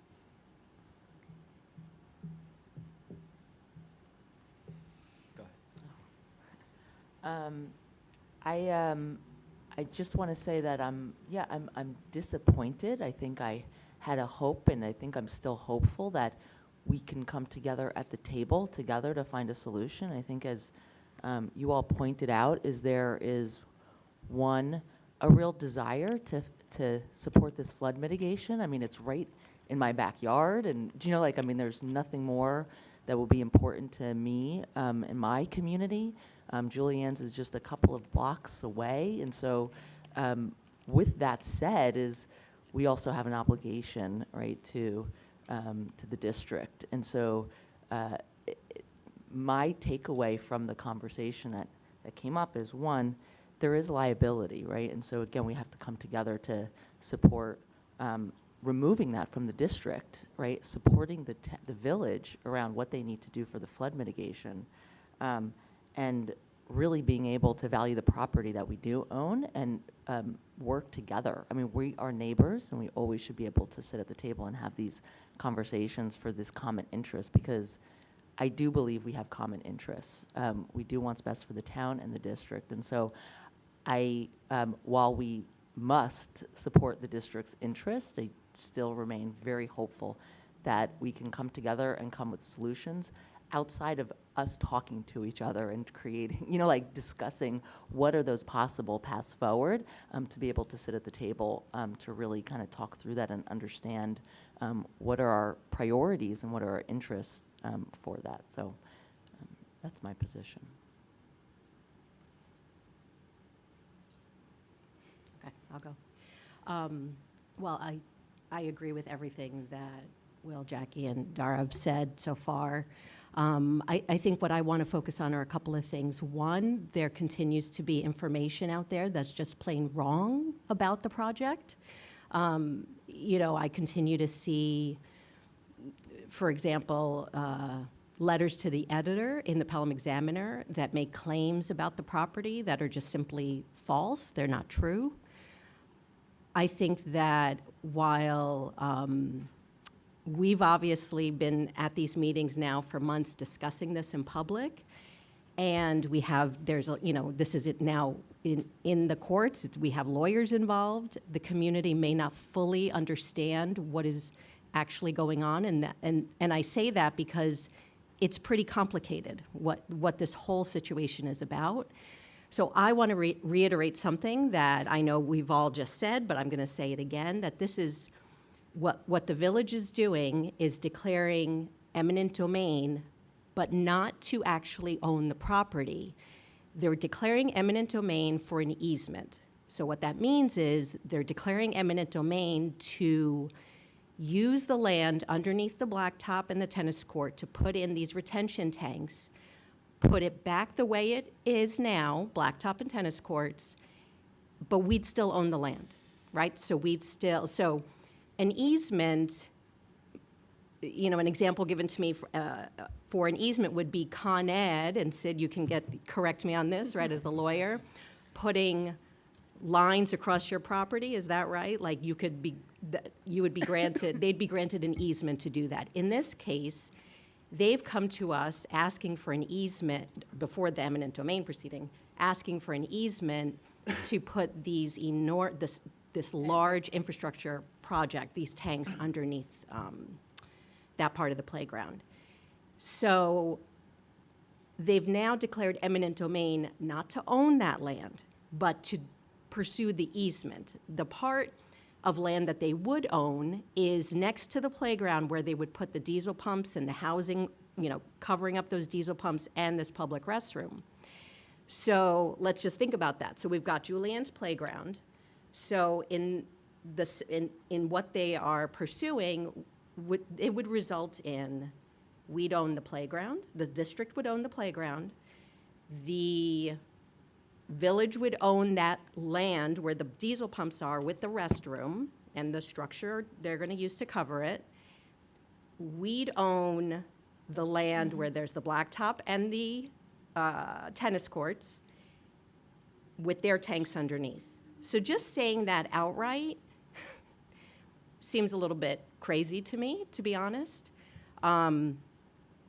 And so that's what I just want to make sure everyone is understanding, that we will still own that property, but that property now will be forever changed, right? We will not be able to build on it. It will forever, as Will said, have these tanks there long past all of us being around. So that's one thing. I want that information to be clear for everyone. The second thing is and Will, you said it, everyone might have a slightly different story as to what this is really all about or how we've gotten to this place. Not to put words in your mouth, but something to that effect. And, as I think about when this all started and how this came to me back in November when I first learned of the project, and it was presented to me as, we want to do this easement. We want to have an easement. Do you know why the board is not approving it? And it was explained to me what it was, and I thought, okay, so it's just going to go underneath the blacktop and tennis courts. It's going to look the same afterwards. Sure, I'll find out. I don't know. But as I further learned from the district, from our lawyers, what it actually all means, it was clear that it was a lot more complicated than just saying, go ahead and use the land. Go ahead and just put these tanks there. And then if I think about how things have transpired since then, it is, looking back, it has not seemed that the village actually wanted to work with us. And so I'm going to speak frankly about this, because I feel that they wanted an easement, and when we were unwilling and told them why we were unwilling and gave them the reasons, the only other option they were okay with was declaring eminent domain. And I know historically that the school district and the village has had a very collaborative relationship. I have not heard prior to this, and you can correct me if I'm wrong, Dr.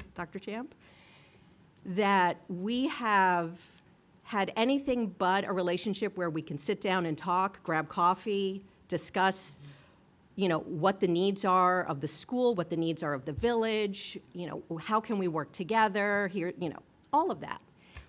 That is not how this project has been approached. And what's been very disheartening is the way that the village has used the media and social media to portray us as the bad guys. They've portrayed us as uncaring about flood mitigation.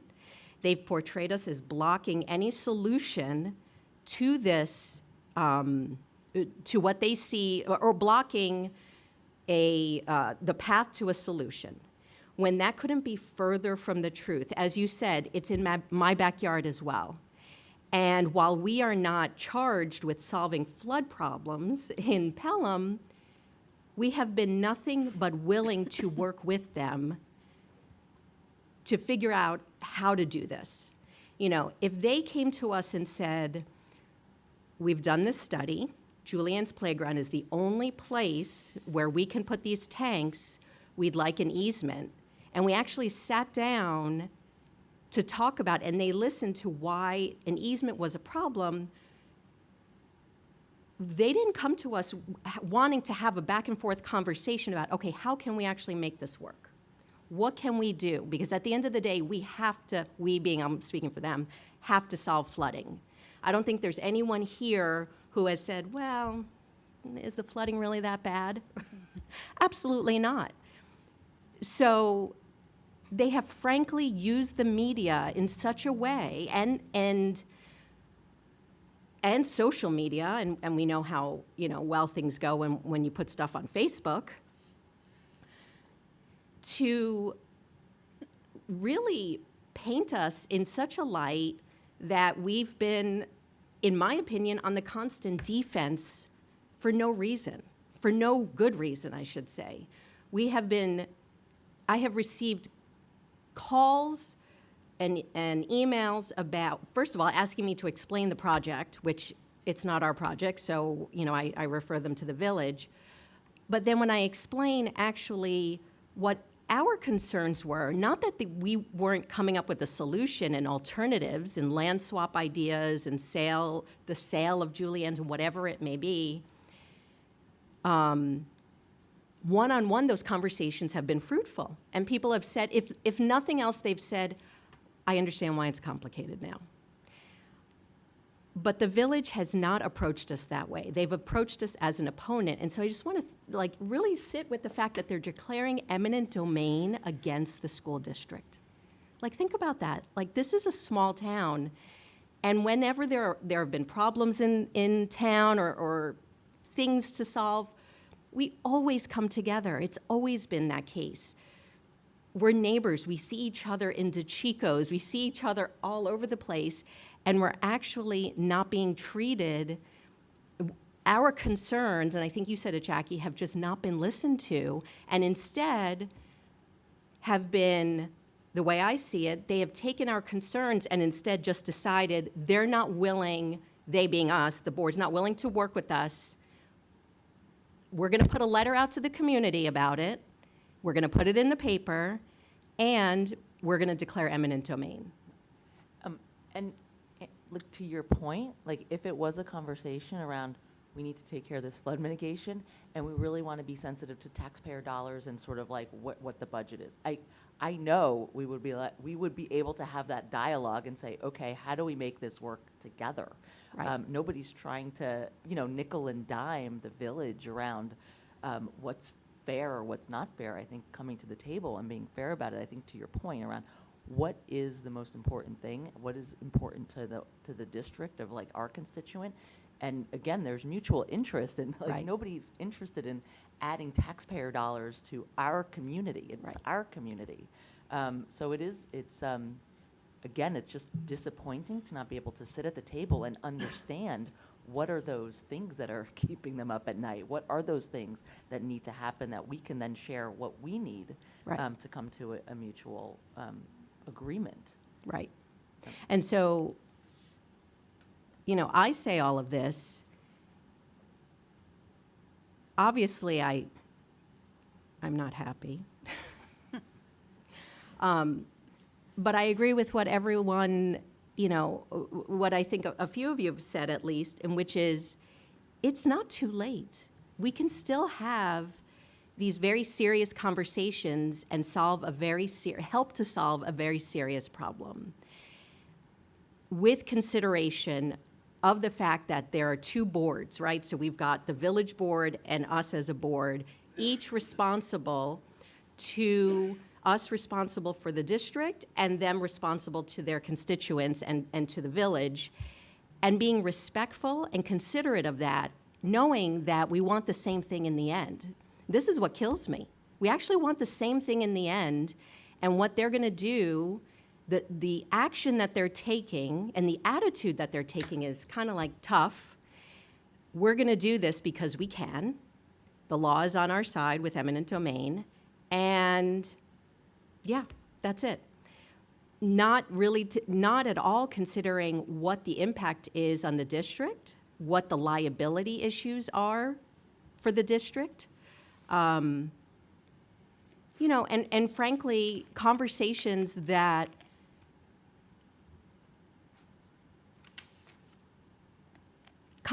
that could be happening now are not. And here we are talking about this, at every single meeting. And just like we saw, it's like, how are we leading the town through this, right? So Right. when the district needs property Right. at one point, how do we behave with each other? How do we work together for Right. future? Like, this is a moment in time to lead by example of how we want the community to address these issues. So I'm 100% with you on that. I'm still hopeful that this can happen. Yeah.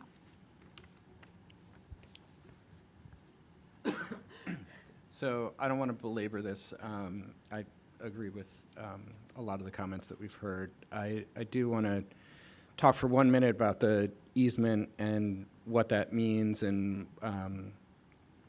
the village is clearly chosen to take that approach because they think that it's going to be a less expensive alternative for them in characterizing what they're doing as an easement. I don't think that's in any way a realistic view of what's happening in practice when they say we're going to build a 3 million gallon storage tank under, an area that's like half the size of Julianne's Park, and you're never going to be able to build on it again. But we're not really taking that property, we're just using the underground space. It's sort of, Jackie and I were talking the other day, it's sort of like someone walking up and taking a bite out of an apple from you and saying, well, I'll pay you for the bite that I took, and like the rest of the apple, sorry. And that's not really, I look at this litigation as unfortunate, but an opportunity for the district to vindicate its rights and seek to be treated fairly in this process. And I continue to be hopeful that cooler heads will prevail and we'll come back and start talking about ways to stop spending money on lawyers and start pushing these projects forward. I guess I'd also say, I know the village has a view that they don't need to go through the SED process, but we've been told by people who've been involved with this project in other municipalities that they did need to go to SED, and I'll remind people that it's taken 6 months and we still don't have approval to change an archives room into a fitness room. And so I imagine that SED will not be taking, Roof units, too.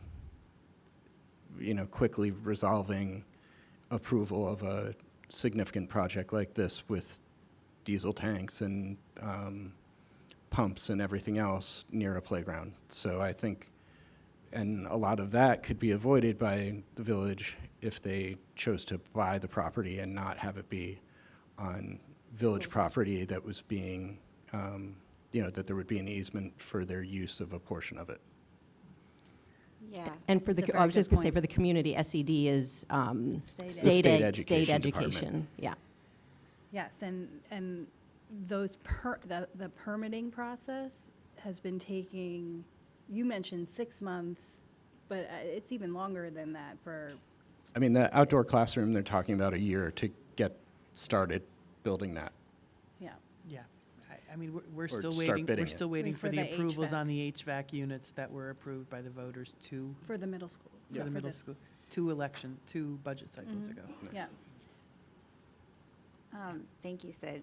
I just want to say, you know, unlike you all, you know, I hadn't been inside these conversations like from the start. And so I think we've all said that this doesn't feel good. This doesn't feel good to any of us. The flooding, you know, having to have these kinds of conversations and to have to talk with the lawyers and, you know, flooding is a problem. And so none of us are saying that it isn't a problem. None of us are saying that we don't want to be a part of the solution.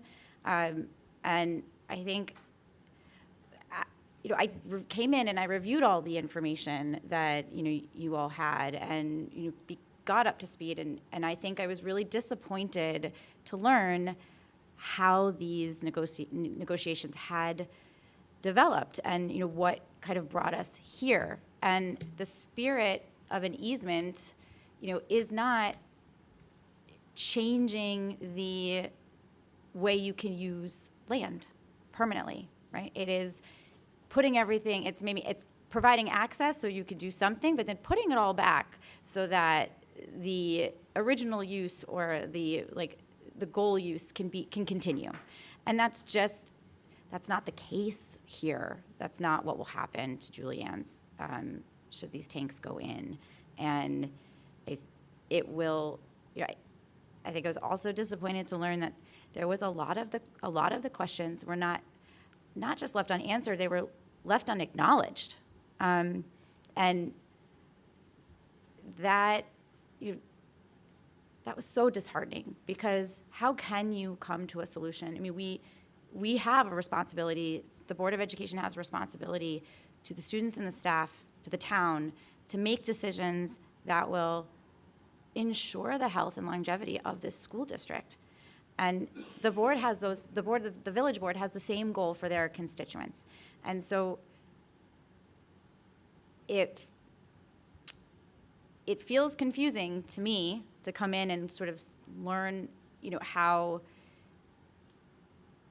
one entity could or has really not acknowledged and not taken seriously the real concerns of the town and the impact and the liability and that comes with all of this project. And that I just think it doesn't feel good. This doesn't feel good to be where we are today with this conversation. And I agree. It's not too late. It's not too late because you can always turn the ship around. You can always repair.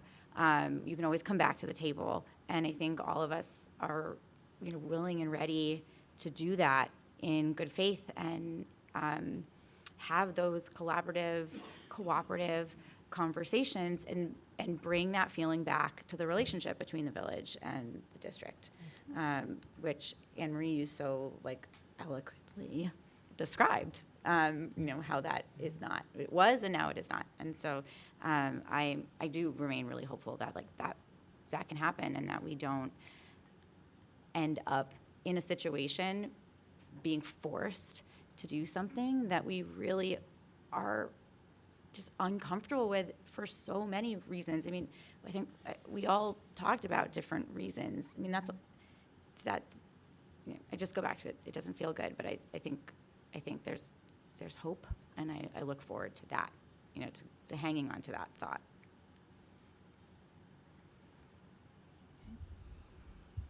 Okay. Okay. All in favor? Aye. Aye. Any opposed, any abstentions? Okay, the motion carries.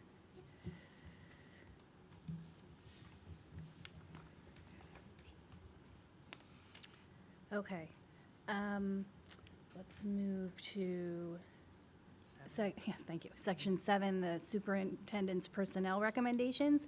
I think we can take 7.1 through 7.4 as a consent agenda. So motion to approve 7.1 to 7.4. So moved? Second. Are there any questions on? No? Okay. All in favor? Aye. Any opposed, any abstention? The motion carries. Okay, 8.1, motion, I'll take a motion to approve Schedule D. So moved. Second. All in favor? Aye. Any opposed, any abstentions? No? Okay, 9.1, new business. Anyone have new business? I think we just did it. Oh, yeah. No? No? Do a quick, yeah, I mean, we can just do a quick, I think Catherine and I, we're going to also share a quick update around some of our development, right? Excellent. We went to, does that make sense? Just Yes. quick, yeah? Yeah. Okay. We'll be quick. I have like 4 things I just wanted to share with the board folks. So we went to the, WSPA, the Westchester Putnam School Boards Association, right, as our annual governance training. That you usually don't have to force me to do, but I'm going to move that over here, unlike my fellow Catherine. So we went to our mandatory governance training, as all incoming board members do, on September 24th. It was really great. A couple of just points that I wanted to share. We learned a lot from board responsibilities, effective board traits. Catherine, jump in if I'm missing anything. Board superintendent team, chain of command process, goal setting, evaluations, policies. I mean, I can go on, but I know it's late. Folks are tired, but so we went through it all. And I think one just key takeaway, and I think Dr. Champ, you sort of alluded to this too, as we were getting to know fellow other new board members and their districts, is each community is dealing with different issues, right? They come with, again, different issues, not necessarily similar to Pelham, but they do share many of the same challenges that we were able to talk about and share experience and areas like that. And so just, one of the things that we did talk a little bit about is the importance of a communication plan. And again, looking at kind of for the district as a board, as a trustee, but so specifically for a district. And so there's like really great ways, and I think it came up in our goal setting around how do we communicate, how do we engage our constituents and our community members around these types of things that we're grappling with and dealing with. And so developing a communication plan was one of many things that came up that we talked about, and we heard some good practices and some best practices, and I love a good communications plan. So, be one of those things that I'll be happy to bring to us as we sort of kick off the year for it. And just want to thank Pelham for giving us this opportunity. And Catherine, please share any insights or key takeaways that you had as well. I mean, we collaborated on that, so that I think that encompassed all of what we kind of walked away from. But I'll just echo being grateful and thankful that we can only do this work because our students and staff and you all show up every day to learn and to teach. And so, I just feel grateful to be able to support the district, and I love a good workshop, and just learning new skills. And I think it's valuable. It's always valuable to get a bunch of people in the room and share our perspectives, because I think you learn a lot about how things work and what we're doing so well here. And I think I just want to remind people that Pelham is special for a lot of reasons, but specifically when at this workshop,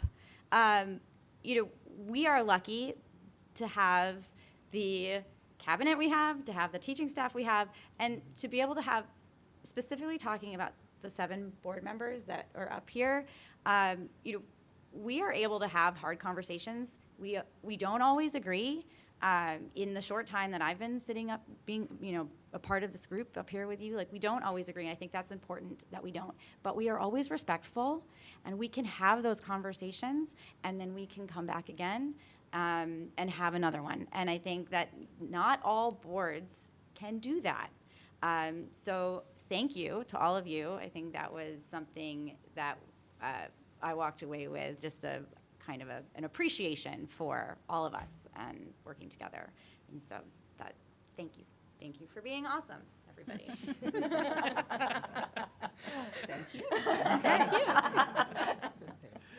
I would just want to say thank you for sharing that too, because I think like we're a learning organization, and to know that the leaders at the governance level are learning is a great message, a great example, something for our kids to learn from, and something to reinforce. And I appreciate all the positive, really kudos for our staff too. I think when the leaders are learning, then the whole organization is going to keep learning and keep the growth mindset. So thank you Love both that. for sharing that. Well, we've got more of these mandatory trainings. So. Yeah. And there's Lots of optional learning. ones too. There's so many optional ones. There's all kinds of great ones coming Yeah, up. and Natalie and I have to do board leadership training, Yes. so I will bring back those learnings. Excellent. I can't All right, wait for that. Keep sharing it out. Very good. Okay. I'll take a motion to adjourn. So moved. Second. All in favor? Aye. Aye. Okay, thanks, everyone.